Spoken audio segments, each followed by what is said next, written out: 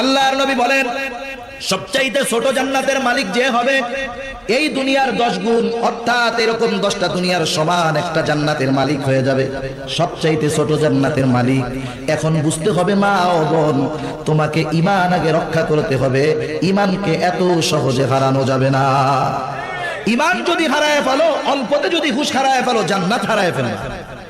অথচ অতীতে কত মা গেছে, কত বোন গেছে, জীবন দিয়েছে, তবু ঈমান দেয় নাই।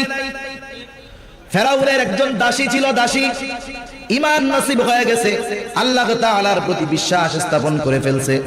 এই দাসীর ঈমানের খবর ফেরাউনের কাছে চলে গেল। ফেরাউন জেনে গেল ফেরাউনের দাসীটা ঈমানদার হয়ে গেছে। ফেরাউন বারবার বলে, ও দাসী ঈমান বাদ দাও, আমাকে খোদা বলে মানো, যদি না মানো মৃত্যু হয়ে যাবে, বাঁচতে পারবা না, আমাকে খোদা বলে মানো। ঈমানের কত পাওয়ার, একটা বোন কত পাওয়ার ঈমানের। ঈমান